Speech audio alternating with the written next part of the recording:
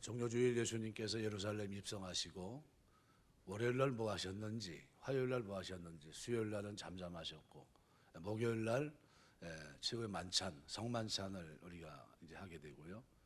새 언약을 말씀하시면서 이제 고난을 받으시게 됩니다. 가상 치료는 십자가 달리셨을 때 말씀하시게 되죠. 굉장히 의미가 있습니다. 1년에 저희 교회는 딱 이때만 새벽기도, 특별 새벽기도 합니다. 왜냐하면 주님의 십자가를 얘기 때문에 뭐 우리가 우리 목적을 위해서 하는 게 아니라 하나님의 은혜를 깨닫는 이런 시간이 됐으면 좋겠다라는 그런 관점을 가지고 있습니다. 저는 그래서 개인적으로 평상적으로 1년 365일 하나님 앞에 새벽을 늘 드려야 되겠지만 그렇게 하지 않는 한 고난주간을 맞이해서 월요일서부터 금요일까지는 우리가 하나님 앞에 예배하면서 깊이 생각하는 그런 시간이 되었으면 좋겠다 생각이 됩니다. 오늘 십자가와 나와의 이 관계를 생각할 때 오늘 이 본문은 감리교 우리 장로교로 말하면 칼빈이죠. 가장 크게 은혜 받은 구절이 오늘 본문의 5절 6절 말씀입니다. 그래서 이 5절 6절은요 많은 사람들에게 영향을 줬습니다. 핸델의 오라토리오 메시아도 이 말씀을 읽는 가운데 영감을 받아 작곡이 됐고요. 우리 집사님 한 분도 오늘 고난주간을 맞이해서 하나님의 은혜 속에서 성령의 인도하심 속에서 아름다운 작곡을 하셨어요. 작사, 작곡 해가지고 약간의 도움을 받았지만 그래도 처음 작품입니다. 그걸 오늘 고난주간을 즈음해서 헌금송 드릴 때 그때 이제 발표하게 되는데요. 너무나 감사드립니다. 그래서 오늘 이 본문 말씀은 그래서 십자가, 예수 그리스도의 십자가와 나와 무슨 상관이 있는가? 그래서 5절은 그렇게 말합니다. 그가 찔림은, 찔림이라는 원문상의 이 단어는 구멍을 뚫는다는 겁니다. 이 메시아께서 가시면류관으로 머리에 찔림을 당하신 겁니다. 여름이 되면 장미가 피는데요. 장미 가시에 한번 찔려 보신 적 있습니까? 깜짝 놀랍니다. 피가 그냥 쓱 나오고요. 그 얼마나 따끔따끔한지 몰라요. 참 가시지가 않습니다. 그래서 한번 찔려본 사람은요, 장미 이렇게 할 때 어디에 가시가 있는지 잘 보려고 합니다. 왜요? 찔리면 너무 아프니까. 머리 가시가 찔려서 피가 흐른다. 고통이 어느 정도일까요? 대단했을 겁니다. 대못으로 손과 발이 찔리셨습니다. 못 박히셨죠. 구멍이 뚫린 겁니다. 그래서 여기 찔림이란 이 원문상의 단어가 구멍을 뚫는다는 걸 의미합니다. 창으로 옆구리를 찔르셨어요. 어디까지요? 심장 있는데. 요한이 바로 그 장면을 설명하고 있죠. 옆구리에 창을 찔리시고 뼈만 꺾지 않은 상태로 이미 죽었기 때문에 이제 바로 그 장면입니다. 그의 찔림은 우리의 허물 때문이요. 페샤흐란 단어는 반역입니다. 변절, 반역. 사소한 실수나 연약함 정도가 아니라 하나님을 향한 인간의 근본적인 죄악의 상태, 대적자 사단에게 속해 있었던 누구요? 모든 종노릇하는 사람들을 표현합니다. 이 그리스도의 고난은 하나님과 인간의 근본적인 관계 회복을 위한 죽음이었다는 것을 암시하고 있는 겁니다. 그의 찔림은 우리의 허물 때문이요. 그의 상함은 원문상 피부가 상하는 정도가 아니라요. 무수한 구타와 짓밟힘으로 피부는 물론이고 뼈까지 완전히 으스러질 정도의 상태에 이르는 것, 이거를 상했다 표현합니다. 상했다. 그의 오늘 본문의 상함은 우리의 죄악 때문이다. 아혼이란 이 페샤흐란 단어도 마찬가지로 비슷합니다. 여호와 하나님을 배반하고 다른 우상을 섬기는 등 하나님과 인간의 관계를 파괴하는 근본적인 죄악을 가리킬 때 썼던 단어입니다. 이걸 통해서 우리가 얼마만큼 죄 가운데 있었느냐는 것을 보여줍니다. 그가 징계를 받음으로, 무사르라는 말은요, 일반적으로 부모가 자식을 바로잡기 위해서 근실이 징계하는 것을 나타낼 때 쓰는 단어입니다. 잠언 13장 1절 말씀해 보면 지혜로 나드는 아비의 훈계를 들으나 거만한 자는 꾸지람을 절개 듣지 아니하느니라. 24절 보시면 매를 아끼는 자는 그의 자식을 미워함이라. 자식을 사랑하는 자는 근실이 징계하느니라. 15장 5절 보시면요, 아비의 훈계를 업신여기는 자는 미련한 자요, 징계를 받는 자는 슬기를 얻을 자니라 이렇게 얘기합니다. 이 징계는 부모가 자식을 바로잡기 위해서 근실히 징계하는 것을 의미하는 겁니다. 그가 징계를 받음으로 우리는 평화를 누렸다. 원형이 샬롬입니다. 샬롬. 그러니까 단순히 전쟁, 분쟁이 없는 상태가 아니라 어느 것 하나 조금도 부족함이 없는 완벽한 행복의 상태를 나타내는 표현이 평화, 샬롬입니다. 하나님과의 관계 회복에 초점을 맞춘 표현입니다.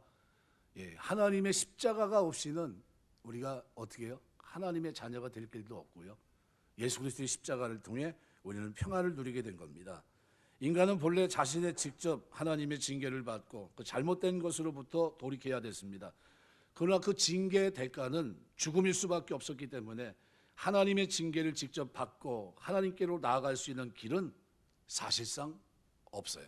전무한 겁니다.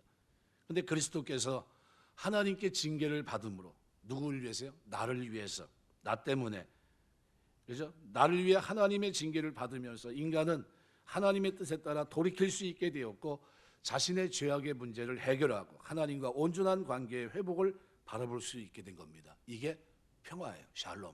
하나님과 한 식탁에 둘러앉아 있는 모습이 이 화평, 샬롬의 모습입니다. 너무나 감사한 모습이죠. 그래서 그가 징계를 받음으로 우리는 평화를 누리고 그가 채찍이라고 표현했는데 십자가 지시기 전에 예수님께서 십자가를 지고 가시는데 구레네 사람 시몬에 의해서 대신 지시잖아요. 왜요? 피를 너무 많이 흘려서 얼굴은 함몰됐고 맞아서 함몰됐고 등에는 뭐가요? 채찍에 맞아서 피를 흘립니다. 채찍이 가해질 때 얼마나 심했냐면요. 동물의 뼈를 날카롭게 해서 채찍에 맞으면 피가 살점이 그냥 뜯겨져 나갑니다. 날카로운 납을 달아서 등을 내리치는데 당시 기록에 의하면요. 채찍이 가해질 때 제수의 피부는 물론이고 뼈를 긁어냅니다. 뼈까지 어떻게 해요? 상하게 하는 겁니다. 내장이 터져 나오기까지 했다고 합니다. 그럼 채찍이 우리가 말하는 대로 아무것도 없는 게 아니라 그 채찍에는 납 같은 것, 그죠? 날카로운 납 같은 게 있어서 사람의 어떻게 해요? 뼈까지 어떤 때는 내장까지 훑어내리는 거예요. 그러면 피가 어떻게 하겠습니까? 피가 솟아나죠. 솟아나는 겁니다. 그 장면입니다. 그래서 채찍에 맞음으로 오늘 본문에 보면 그가 채찍에 맞음으로 우리가 나음을 입었도다. 리루파라는 단어는 라파라는 여호와 라파 할 때 여호와는 뭡니까? 치료하시는 분이죠. 라파의 수동형으로 되어 있습니다. 나음을 입었다. 인간이 어떤 주도적 역할을 하는 것이 아니라 하나님으로부터 주어지는 구원의 수혜자가 됐다는 거예요. 그가 채찍에 맞음으로 우리가 라파, 치료를 받았다는 거예요. 단순한 인간의 육체적 회복뿐만 아니라 정신적, 영적인 회복까지도 나타낸 단어가 이 라파라는 단어예요. 나음을 입었도다. 우리는 다 양 같아서 그릇 행하여 길을 잃고 헤매고 있는 것을 말합니다. 창세기 37장 15절 보시면 어떤 사람이 그를 만난 적 그가 들에서 방황하는지라 그 사람이 그에게 물어 이르되 내가 무엇을 찾느냐. 완전히 길을 잃고 방황하는 것, 이게 그릇 행했다는 겁니다. 본문에서는 영적으로 진리의 길을 벗어나 방황하는 인생의 모습을 기록합니다. 출애굽기 23장 4절 말씀에서도 내가 만일 내 원수의 길 잃은 소나 나귀를 보거든 반드시 그 사람에게 돌릴지라. 근데 여기 오늘 6절에는 그렇게 표현합니다. 우리는 다 양 같아서 그릇 행하여, 양은요 목자를 놓치면요 방향을 잃어버립니다. 왜요? 근시이 아니라 앞을 못 봐요. 목자의 음성을 듣고 쫓아가야죠. 목자의 음성을 잃어버리면 곧 어떻게 해요? 엉뚱한 데 가 있는 겁니다. 그래서 제 길로 갔다는 다르코라는 말은 하나님의 뜻을 따르지 않고 스스로 자기 생각에 옳은 소견에 옳은 대로 갔다는 게, 제 길로 갔다는 게. 우리는 다 양 같아서 그릇 행하여 각기 제 길로 갔거든 여호와께서는 우리 모두의 죄악을 담당시키셨도다. 이 장면이 가장 은혜로운 장면입니다. 왜냐하면요, 이 파가으란 단어는 두 당사자가 서로 만나는 건데요, 사역 능동형으로 쓰였습니다. 여호와께서 자신의 단호한 의지로 우리 모든 사람의 죄악을 고난받는 종 여호와의 종에게 넘겼다는 거예요. 넘겼다. 사실은 누가 죽어야 되는데요, 내가 징벌을 받고 내가 형벌을 감당하고 그렇게 돼야 되는데 그거를 담당시키신 거예요. 누구에게요? 예수 그리스도에게. 이 하나님은 사람이 다른 사람의 죄를 담당하거나 책임지도록 하지 않고 범죄한 그 사람이 죽을 것이라 원칙을 분명히 얘기합니다. 에스겔 18장에 보시면요, 4절에 이렇게 말합니다. 모든 영혼이 다 내게 속한지라 아버지의 영혼이 내게 속한 같이 그의 아들의 영혼도 내게 속하였나니 범죄하는 그 영혼은 죽으리라. 20절 보시기. 범죄하는 그 영혼을 죽을지라 아들은 아버지의 죄악을 담당하지 아니할 것이요 아버지는 아들의 죄악을 담당하지 아니하리니 의인의 공도도 자기에게로 돌아가고 악인의 악도 자기에게 돌아가리라. 1대1로 하나님 앞에 쓰는 겁니다. 30절 보시면 이렇게 표현합니다. 주 여호와의 말씀이니라. 이스라엘 족속아 내가 너희 각 사람의 행한 대로 심판할지라. 너희는 돌이켜 회개하고 모든 죄에서 떠날지어다. 그리한즉 그것이 너희에게 죄악의 걸림돌이 되지 아니하리라. 내가 죄를 졌으면 내가 회개하고 내가 졌으면 그 죄에 대한 대가를 내가 징벌을 받아야 되는 게 맞습니다. 그런데 이걸 어떻게 해요? 담당시키신 거예요. 구약에서는 이런 예가 있습니까? 구약에서는 이렇게 얘기하지 않습니다. 그러니까 죄성을 가지고 있는 인간도 다른 사람의 죄를 대신해 징벌을 받지 않는데 죄가 전혀 없는 의인, 완전한 의이신 메시아 그리스도가 다른 사람의 죄를 대신해서 징벌을 받도록 하신 것은 하나님이 인간에게 베푸신 가장 큰 은혜 중에 은혜입니다. 이러한 방법을 통하지 않고서는 인간의 죄 문제가 해결되지 않기 때문에 하나님은 무지한 자기 아들에게 자기 백성의 모든 죄악을 다 짊어지시고 그를 심판하신 거예요. 그래서 오늘 5절에 보면 그의 찔림, 상함, 징계, 채찍 누가 맞아야 되는 겁니까? 내가. 근데 이걸 누가요? 그리스도가, 담당한 그리스도가 내 대신 나를 위해, 나 때문에 이걸 당하신 거예요. 이게 십자가입니다. 로마서 5장 11에서 19절은 바울은 그래서 이 부분을 잘 설명합니다. 그러므로 한 사람을 말미암아 죄가 세상에 들어오고 죄로 말미암아 사망이 들어왔나니 이와 같이 모든 사람이 죄를 지었으므로 사망이 모든 사람에게 이르렀느니라. 죄가 율법이 있기 전엔 세상에 있었으나 율법이 없을 때에는 죄를 죄로 여기지 아니하였느니라. 그러나 아담으로부터 모세까지 아담의 범죄와 같은 죄를 짓지 아니한 자들까지도 사망이 왕노릇하였나니 아담은 오실자의 모형이라. 그러나 이 은사는 그 범죄와 같지 아니하니 곧 한 사람의 범죄를 인하여 많은 사람이 죽었은즉 더욱 하나님의 은혜와 또한 한 사람 예수 그리스도의 은혜로 말미암은 선물은 많은 사람에게 넘쳤느니라. 또 이 선물을 범죄한 한 사람으로 말미암은 것과 같지 아니하니 심판은 한 사람으로 말미암아 정죄에 이르렀으나 은사는 많은 범죄로 말미암아 의롭다 하심의 이름이니라. 한 사람의 범죄로 말미암아 사망이 그 한 사람을 통하여 왕노릇하였은즉 더욱 은혜와 의의 선물을 넘치게 받은 자들은 한 분 예수 그리스도를 통해서 생명 안에서 왕노릇하리로다. 그런즉 한 범죄로 많은 사람이 정죄에 이른 것 같이 한 의로운 행위로 말미암아 많은 사람이 의롭다 하심을 받아 생명에 이르렀느니라.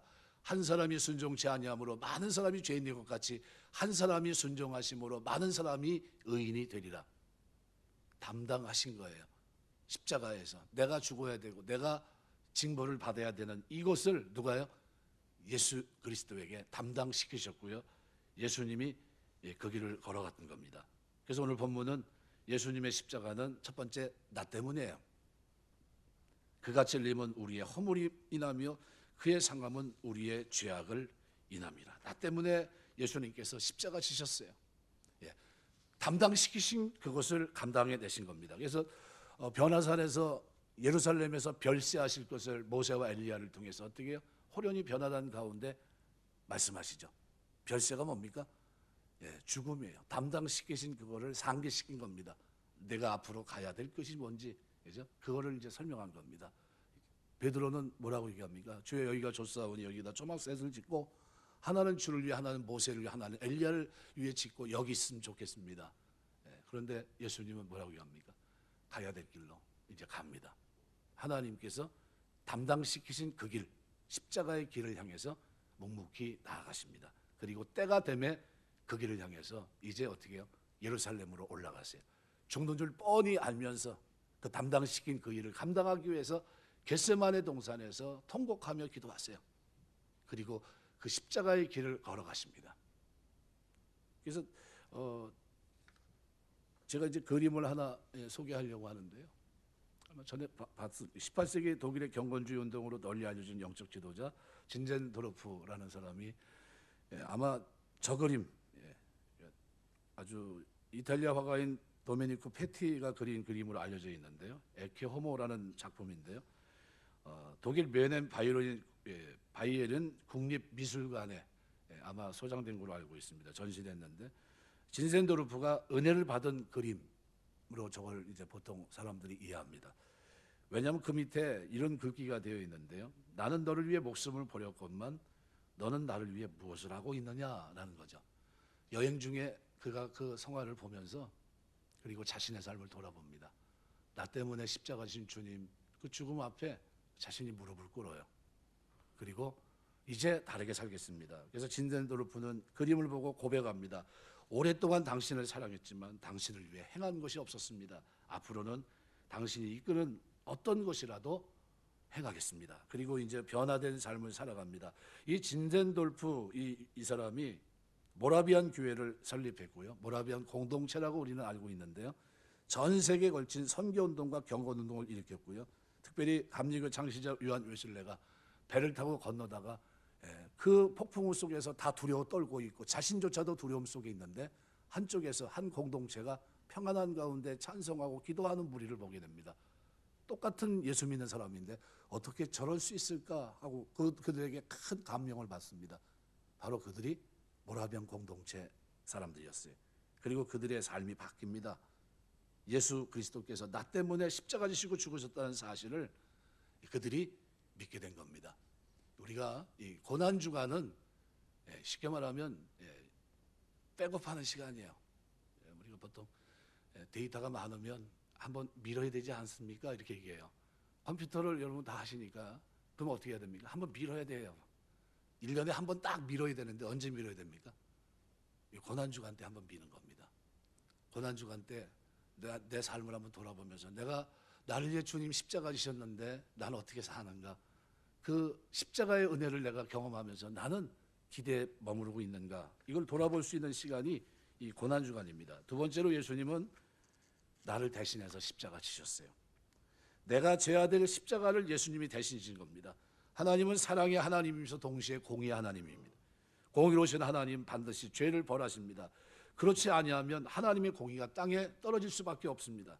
하나님의 공의는 우리 대신에 그리스도를 대신 벌하는 거로. 그래서 그리스도에게 이 모든 것들을 담당시키신 겁니다.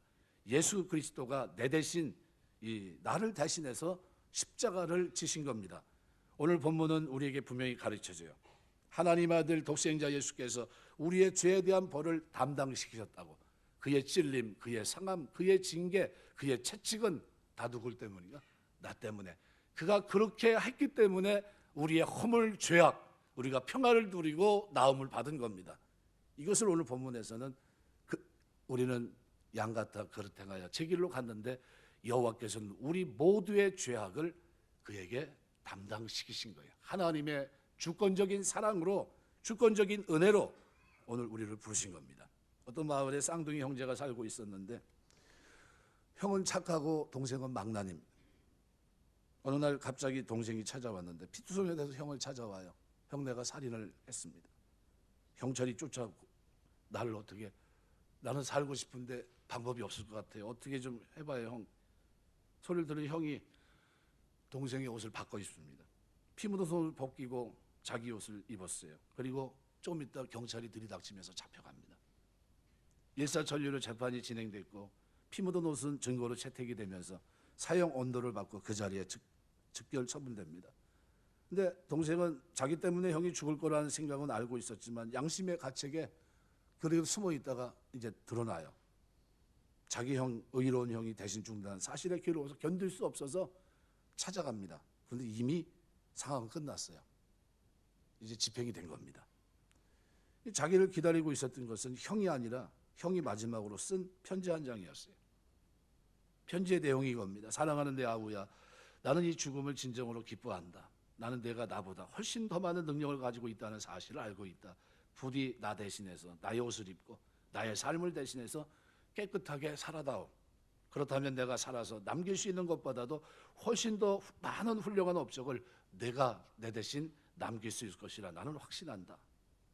이 편지 한 장 덜렁 남겨놓고 자기 대신 형이 죽은 겁니다. 동생은 그 편지를 읽고서 울고 또 웁니다. 내가 죽어야 되는데 의로운 형이 내 대신 죽었다는 사실 그가 알았을 때 눈물 흘릴 수밖에 없었고요. 그때부터 동생이 달라집니다. 무슨 일을 하든 다른 사람들보다 언제나 2배의 몫을 하기 위해서 애를 씁니다. 하나는 형의 기대대로 변화된 나의 모습이고, 또 하나는 형의 삶을 대신 살아야 되는 사명감입니다. 이 두 가지 삶이 자신의 삶에서 2배의 일을 하게 합니다. 형이 입혀준 깨끗한 옷을 다시는 더럽히지 않겠다는 결심을 가지고 살아갑니다.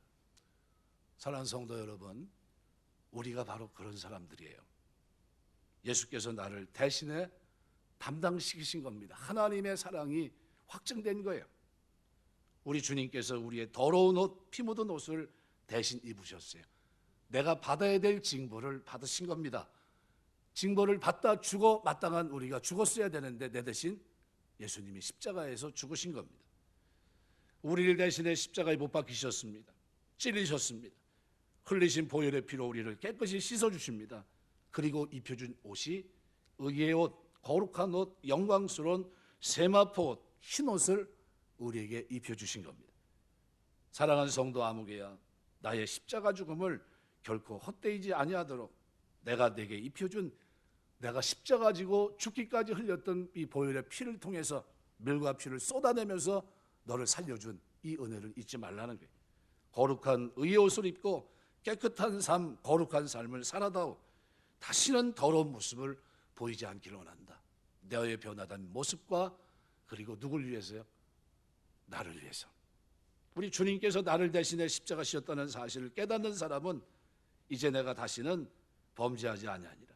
주님께서 나에게 입혀주신 깨끗한 의의 옷을 내가 다시는 더럽히지 아니하리라.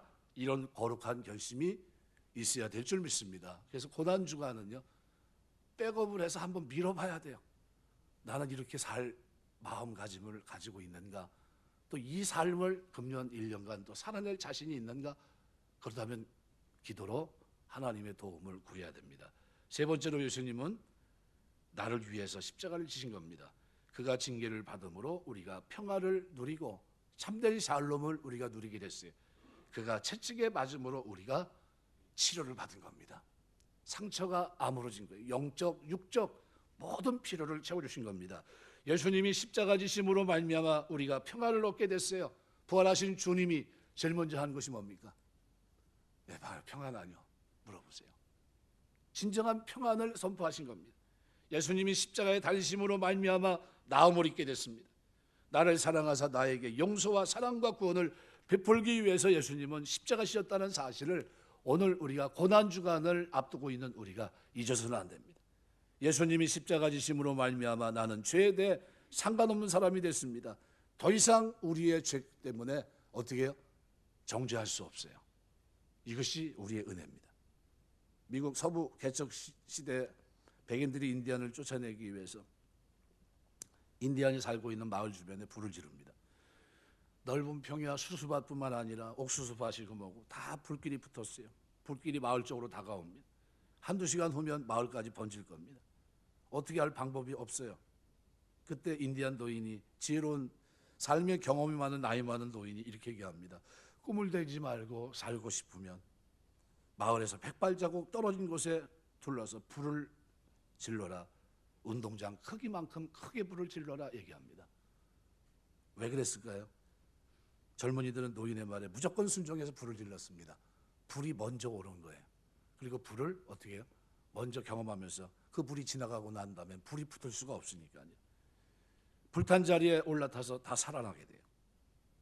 노인은 한 번 불에 탄 자리는 다시 불에 타지 않는다는 것을 알고 있었고요. 그래서 넓게 탄 그 자리에 그들이 생명을 구하게 됩니다. 예수님이 십자가를 지시고 정죄함을 받으셨기 때문에 우리는 다시 정죄받을 필요가 없습니다. 주님께서 십자가를 지심으로 말미암아 우리의 모든 죄값을 이미 다 지불하셨습니다. 과거에 지은 죄값도, 현재 짓는 죄도, 심지어 미래 짓는 죄까지도 예수님이 십자가에 모두 다 지불하셨기 때문에 우리는 다시 정죄함을 받을 필요가 없어요. 이런 사람들은 막 삽니까? 아니면 거룩하게 삽니까? 방종하지 않습니다.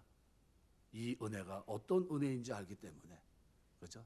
하나님이 사랑으로 담당시키신 그리스도께서 십자가의 죽음을 통해 피를 흘리면서 내가 받을 징벌을 받으면서 주어진 축복이라는 것을 알기 때문에요. 제 가운데 살지 않습니다.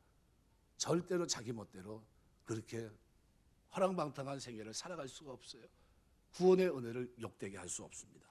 그래서 로마서 8장 1절에 바울은 이렇게 말합니다. 그러므로 이제 그리스도 예수 안에 있는 자에게는 결코 정죄함이 없다는 거예요. 누가 담당시키신 그리스도가 우리의 모든 죄를 짊어지시고 형벌을 받으셨기 때문입니다. 예수님이 십자가를 지시고 우리를 대신에 정죄함을 받으셨기 때문입니다. 우리에게 용서와 사랑과 구원을 베풀기 위해서 예수님이 십자가를 지었다는 사실을 깨닫게 될 때 오늘 우리는 십자가를 사랑하지 않을 수 없어요. 그래서 바울은 뭐라고 얘기합니까? 예수 그리스도의 십자가만 자랑하겠다고 표현합니다.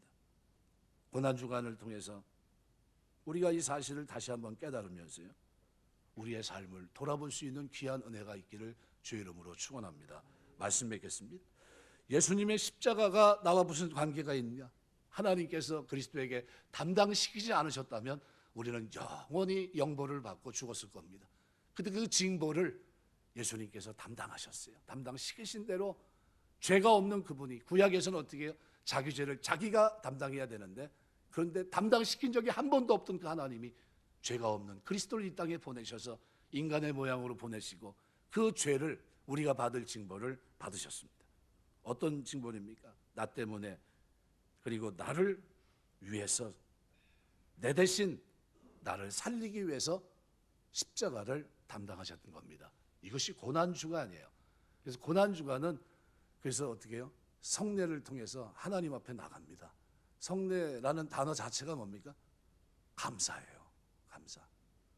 이 성례 자체가 뭡니까? 감사예요. 하나님 앞에 내가 성찬의 잔을 들고 주님의 몸과 피를 대한다는 것 자체가 뭡니까? 은혜 속에 있다는 거예요. 영생에. 그리고 오실 때까지, 주님의 재림을 오실 때까지 이 복음을 전하는 겁니다. 우리가 살아서 우리가 해야 될 이 땅에서 가장 귀한 축복의 자리가 있다면 성례에 참여하는 것이고요. 그래서 초대교회는 모일 때마다 성찬을 했습니다. 그것이 나중에는 와전돼서 조금 이제 좀 많이, 부자는 부자대로 성찬하면서 포도주를 자기가 가져와서 마시고, 가난한 사람들 마실 게 없어서 그저 눈치를 보고 하는 이런, 우리 같이 이렇게 조그만 잔이 아니라 큰 클래스에 따라서 이렇게 마시고 이랬던 것 같아요. 취하고 막. 근데 그런 성찬이 아닙니다. 우리는 지금은 주님의 은혜를 깊이 생각하면서 고난주간쯤 할 때 먼저 뭐부터요?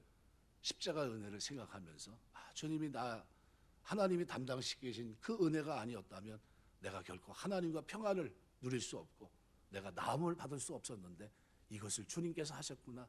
나를 위해, 나 때문에 나를 살리기 위해 십자가 지신 거구나. 그래서 바울이 얘기한 대로 자랑할 것은 그리스도의 십자가밖에 없는 겁니다. 아무리 수고하고 노력했어도요, 우리가 주님 앞에 내놓을 것이 있다면 주님의 십자가의 은혜입니다. 그리스도를 통해 담당시키지 않으셨다면 어떻게 오늘 우리가 영생을 누리고 하나님과 평안을 누리고 치료를 받는 이런 축복을 누릴 수 있겠습니까? 그러면서 어떻게 해요?